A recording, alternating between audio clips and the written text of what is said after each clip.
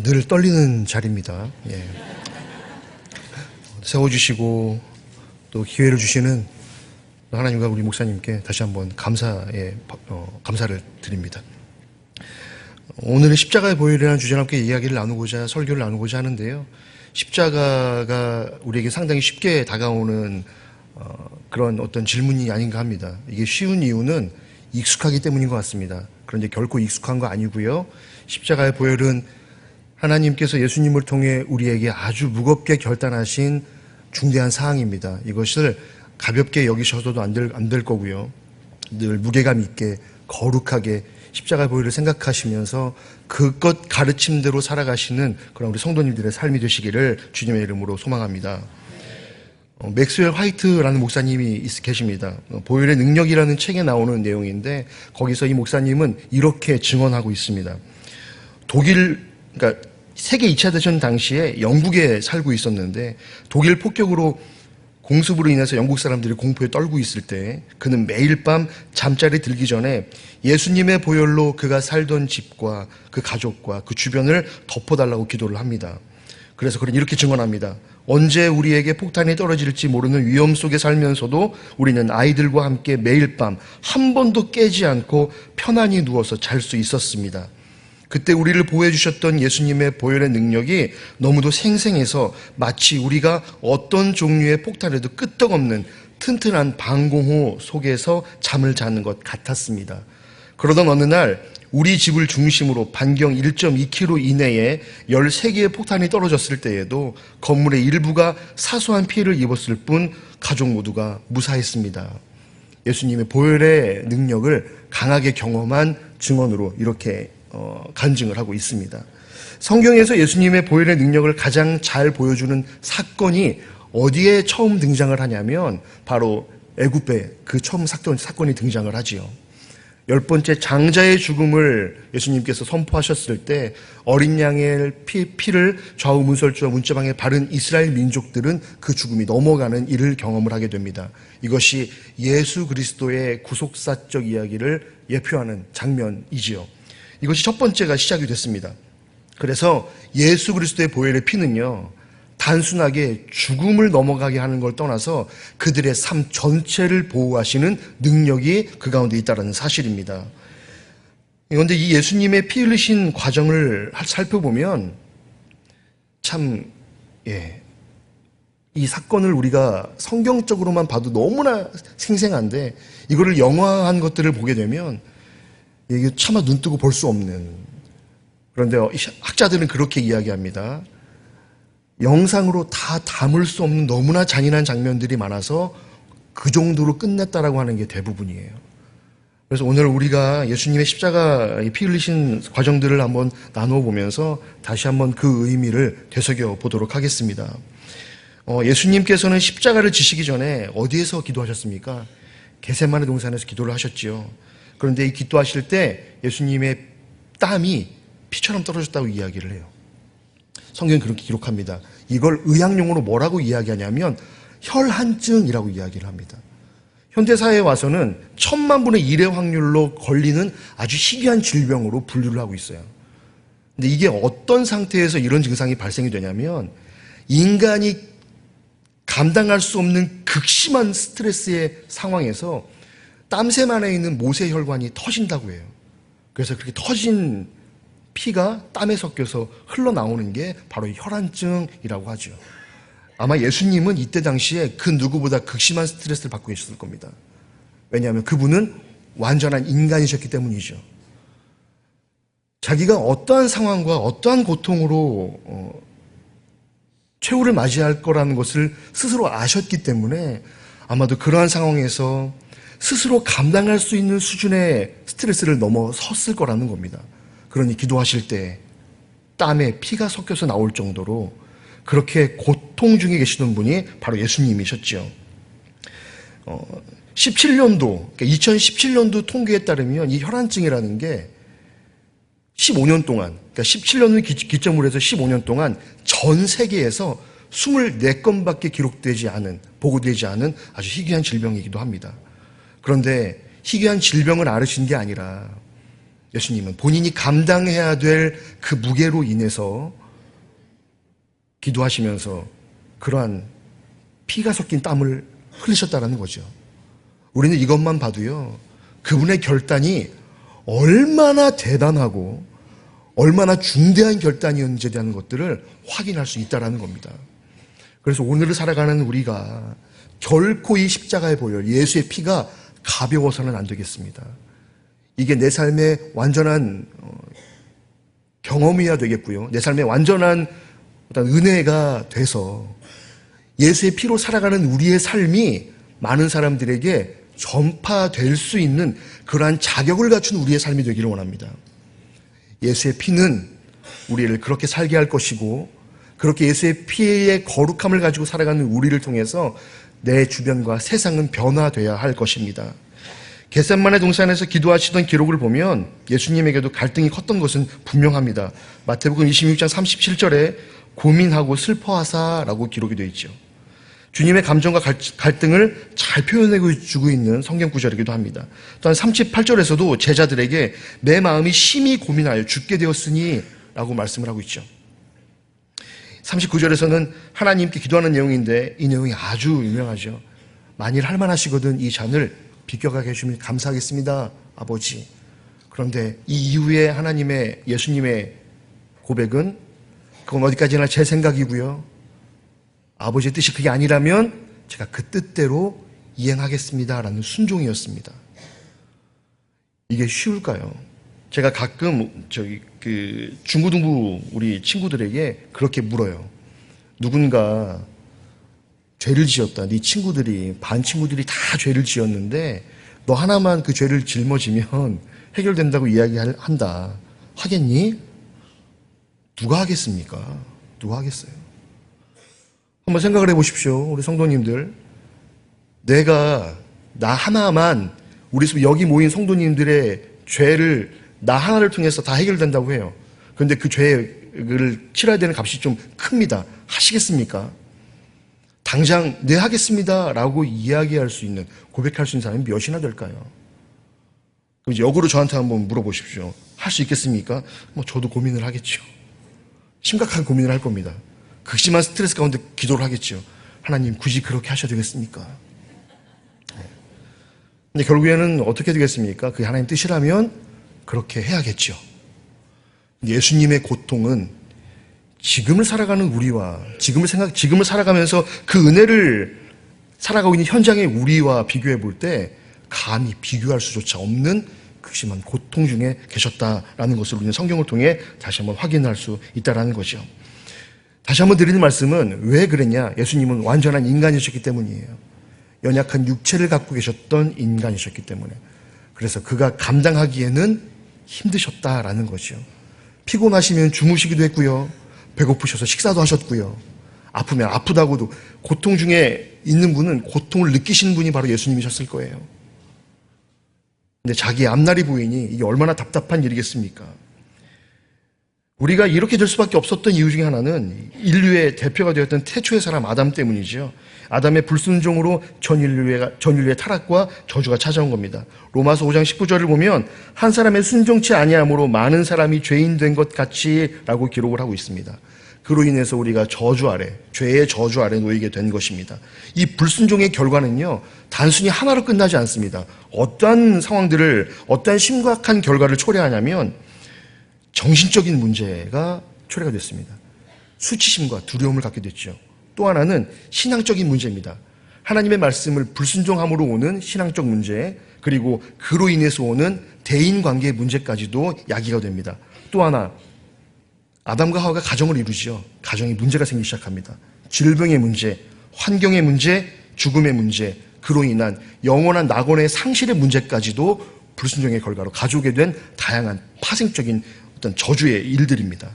하나님께서는 세상을 사랑하셔서 인류가 멸망하는 것을 원하지 않으셨죠. 그래서 독생자 예수 그리스도를 보내셔서 그리스도께서 인간의 모든 불순종의 결과를 해결하기를 원하셨던 것입니다. 예수님께서는 아버지께 순종하여 이 땅에 오셨죠. 그리고 아버지의 뜻에 순종하여 인류를 대신하여 십자가를 선택하게 된 것입니다. 그 결과를 로마서 5장 19절은 이렇게 말씀합니다. 한 사람의 순종하심으로 많은 사람이 의인이 되리라. 바울이 그렇게 또 로마서를 통해서 이야기하고 있습니다. 한 사람의 불순종이 하나님과 관계를 멀어지게 했지만 한 사람의 순종으로 말미암아 그것이 해결되는 놀라운 역사가 나타났다는 것이죠. 또한 예수님의 이 보혈은 가시면류관으로 또 이어집니다. 군병들은 예수님을 조롱하기 위하여 가시면류관을 만들었습니다. 왕관 대신 가시면류관을 씌우고 갈대몽둥이로 머리를 때리며 조롱을 했죠. 눈을 가리고 뺨을 치면서 선지자라면 너를 친 자가 누군지 맞춰봐라 라고 할 정도로 조롱을 했습니다. 그 지역의 가시는 우리나라의 탱자나무 가시와는 비교가 안 됩니다. 단단하고 굵고 길어서요. 고통 주기에 좋은 가시나무입니다. 역사적 고증에 따르면 가시면류관을 이렇게 동그랗게 만들어 놓은 뒤에 머리에 올려놓고 망치로 때렸다고 해요. 탕탕 때리면 어떤 일이 발생이 됐느냐, 살가죽과 뼈 사이로 가시가 박힙니다.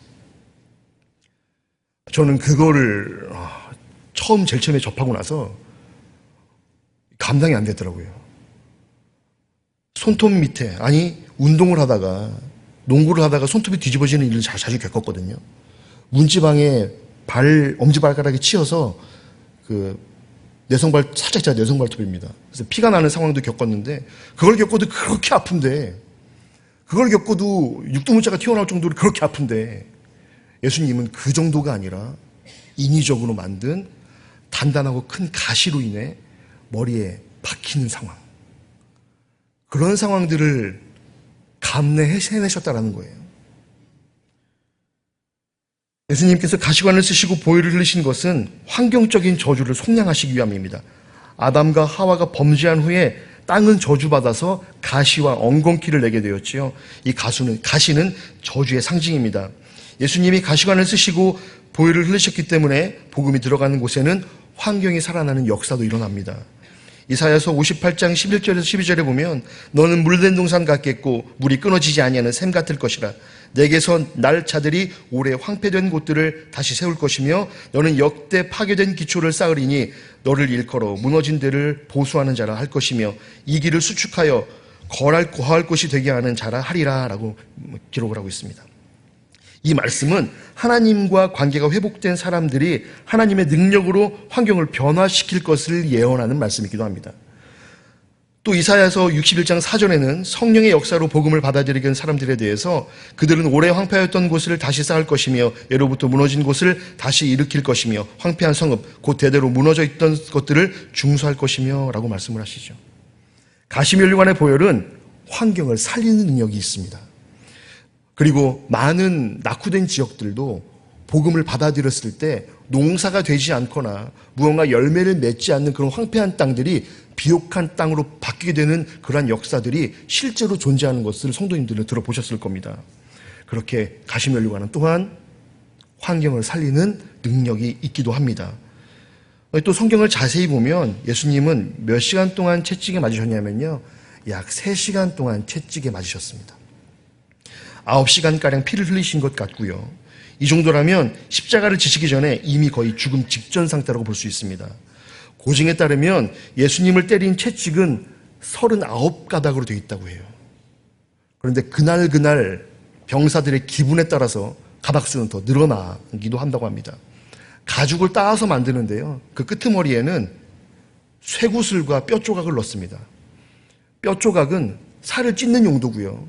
쇠구슬은 뭐 하는 용도냐면 때렸을 때 상처를 더 벌려서 거기로부터 더 많은 출혈량을 일으키도록 설계된 게 바로 그 채찍입니다. 우리가 상상하는 채찍 정도가 아니에요. 그 채찍으로 몇 시간을 맞으셨다고요? 3시간을 맞으셨습니다. 한 대만 맞아도 잘못 맞으면 사망에 이를 지경의 채찍의 수준인데 그 채찍을 3시간가량 맞으시고 약 9시간 정도를 십자가를 지고 올라가시기 전까지 피를 흘리신 예수님의 그 고통. 누가 이걸 감당해낼 수 있겠습니까? 그 누구도 이걸 감당해낼 수 없습니다. 감당해내려고 해서 도망갈 것 같아요. 그걸 어떻게 감당해냅니까? 그런데 예수님은 어떻게 하셨다고요? 순종하셨습니다. 완전히 하나님께 순종하셨고요. 그 순종으로 인해서 우리의 삶을 아주 가볍게 만들어 주셨지요. 예수님께서 무엇 때문에 그렇게 잔인한 형을 받으셨습니까? 이에 대해서 성경은 분명하게 말하고 있습니다. 이사야서 53장 5절에 그가 채찍에 맞음으로 우리가 나음을 입었도다 라고 예언하고 있습니다. 베드로전서 2장 24절에도 저가 채찍에 맞음으로 너희는 나음을 얻었나니 라고 고백하고 있죠. 참 모순적이지 않습니까? 맞고 찢어졌는데 우리는 나음을 입었대요. 이걸 영적인 의미로 해석을 하면 죄의 찢김은 우리를 죄로부터 회복시키는 하나님의 역설적인 은혜가 그 가운데 포함이 되어 있습니다. 분명히 그분은 맞고 찢어졌는데 그것을 믿는 자들은 영적으로 회복되는 역사를, 은혜를, 경험을 한다라는 거죠. 저는 모태신앙이어서 어릴 때부터 하나님과 예수님은 세뇌였어요. 그래서 뭔가 인격적으로 만난 예수님보다 세뇌되고 학습된 예수님이었죠. 그러니 배움으로 얻어진 것보다 경험으로 얻어진 게 더 좋지 않겠습니까? 그래서 아마도 저를 목회자를 삼으신 하나님의 방법은 삶의 작은 고난을 통해서라도 예수님의 고통을 이만큼이라도 알아서 목회자다운 목회자로 살아가기를 원하시는 게 아닐까. 근데 그와 마찬가지로 성도님들 마찬가지입니다. 우리 성도님들의 삶도 아주 하나님의 고통과 그분의 참으심에 비하면 아주 별거 아니겠죠. 지금을 살아가는 그 환경 속에서 너무나 고통스럽고 힘들 수 있겠지만 하나님과 예수님의 결단과 고통에 비해서는 정말 아무것도 아니리라 믿습니다. 그런데 그런 환경을 살아가는 우리가 무엇으로 위로를 얻어야겠습니까? 채찍에 맞음으로 나음을 허락하신 예수 그리스도의 보혈의 능력, 예수의 피로 우리가 위로를 얻는 삶을 살아야겠습니다. 그러기 위해서 우리에게 그 피를 흘리게 하지 않으셨을까요? 그래서 예수님의 피를 통해서 그 장면들을 우리에게 확인시켜 주시고 그걸 통해서 우리에게 나음을 주신 예수님이 성경을 통해 그걸 확증하고 계시고 지금을 살아가는 우리의 삶 가운데서도 그걸 확증하고 계시는 게 아닐까 합니다. 예수의 피로 살아가는 우리의 삶이 완성 단계를 향해 나아가고 있습니다. 예수가 맞고 찢기는 상황은 도리어 우리에게 나음을 주셨다라는 겁니다. 죄의 결과가 어떻게 되겠습니까? 죄의 결과는 그냥 안 봐도 뻔합니다. 상상할 수 없을 정도의 고통으로 끝이 나겠죠. 그리고 그것은 영원한 형벌로 이어집니다. 하루 이틀 찢기는 걸로 끝나지 않아요. 날마다 찢길 겁니다. 매 분초가 고통일 거예요. 그런데 예수 그리스도께서 한 번의 고통을 통해서 그 극심한 고통을 통해서 앞으로 인류의 모든 것들을 책임지셨다는 거죠. 그런 은혜로 살아가는 우리들입니다. 초반에 말씀드렸듯이 결코 예수의 피가 십자가의 보혈이 가벼워지지 않기를 원합니다. 늘 거룩함, 그 무거운 거룩함과 거룩한 부담감으로 살아가심으로 이 무게가 우리 성도님들 가운데 묵직하게 자리 잡기를 원합니다. 그래서 내가 가볍지 않기를 원해요. 예수 그리스도인이라면 많은 사람들에게 가볍지 않기를 원합니다. 나의 가벼운 말 한마디가, 나의 가벼운 행동 한마디가 예수 그리스도의 보혈의 피의 값어치를 아주 가볍게 만들어버립니다. 그러니 여러분의 말 한마디, 내 행동 하나, 내 생각 하나를 신중하게 하시기 바랍니다. 그게 예수 그리스도의 보혈의 능력을 값어치 있게 만드는 행동이고 말일 것입니다. 다시 한번 말씀드립니다. 그가 채찍에 맞음으로 나음을 입었다라는 사실을 늘 기억하시기 바랍니다. 또한 군병들이 예수님을 십자가에 매달 때 양손에 못을 박았고 두 다리는 겹쳐서 발등에 못을 박았습니다.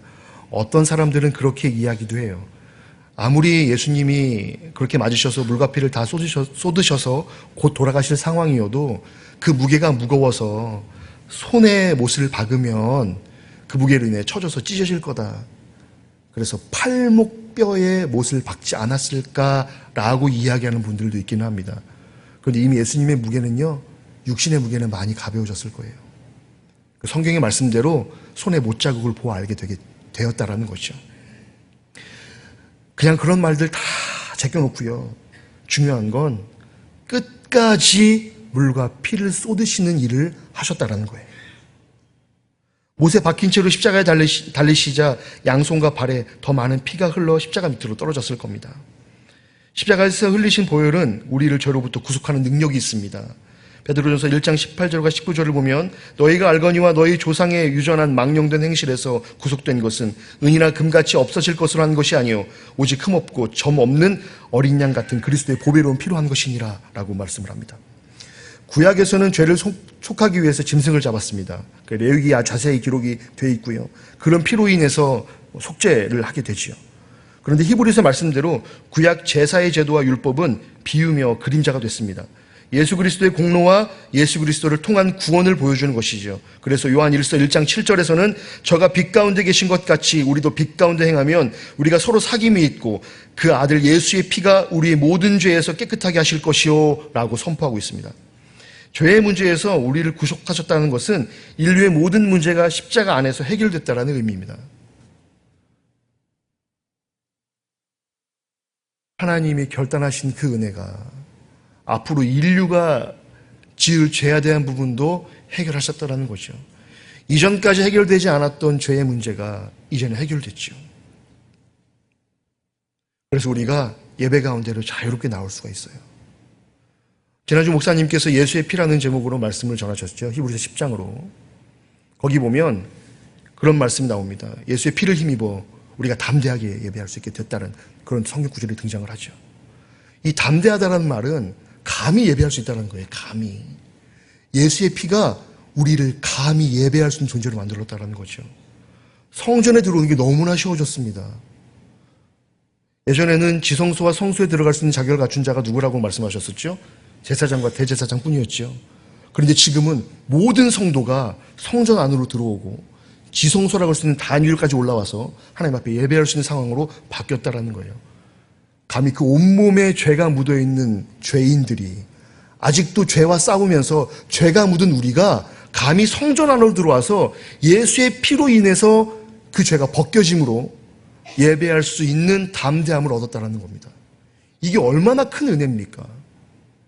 성전 주변에서 예배로 하나님께 죄 속량하기를 기다리고 있는 그러한 옛적 모습이 아니라 이제는 누구나 그 안으로 들어와서 예배하며 주님 앞에 회개할 수 있는 자격을 갖췄다.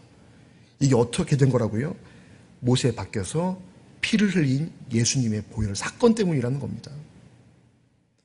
우리는 오늘 말씀을 통해서 여러 가지를 확인할 수 있어요. 가시 면류관을 쓰신 예수님은 그 가시를 통해서 또 채찍에 맞아 흘리신 보혈을 그 보혈을 통해서 뭘 하셨냐면 회복을 시키셨다는 거예요. 또한 예수님은 십자가에 달리신 예수님은 결국 돌아가셨지요. 본래 사람이 십자가에 달려 죽게 되면 그 죽음을 확인하기 위해서 오늘 성경 읽은 말씀처럼 다리를 부러뜨린다고 합니다. 죄인들의 다리를 부러뜨린대요. 죽음을 확인하기 위해서. 그런데 로마 군병들이 다른 사람의 다리는 부러뜨릴 수 있었으나 예수님의 다리는 부러뜨릴 수 없었습니다. 왜냐하면 시편 34장 20절에 그 모든 뼈를 보호하시며 그 중에 하나도 꺾이지 아니하도다 라고 하신 말씀의 예언을 이루셔야 했기 때문입니다. 군병들은 뼈를 꺾지 않는 대신 다른 방법을 사용했습니다. 바로 옆구리에 창을 찔러 넣는 작업이었습니다. 그 작업을 통해서 완전한 죽음을 확인하는 거죠. 그런데 다 쏟아낸 줄 알았는데 옆구리에 창을 찔러 넣으니까 남아있던 물과 피가 쏟아졌어요. 마지막까지 물과 피를 쏟아내신 하나님, 예수님의 은혜를 통해서 우리는 완전한 죄로부터의 자유를 얻게 되었다라는 사실입니다.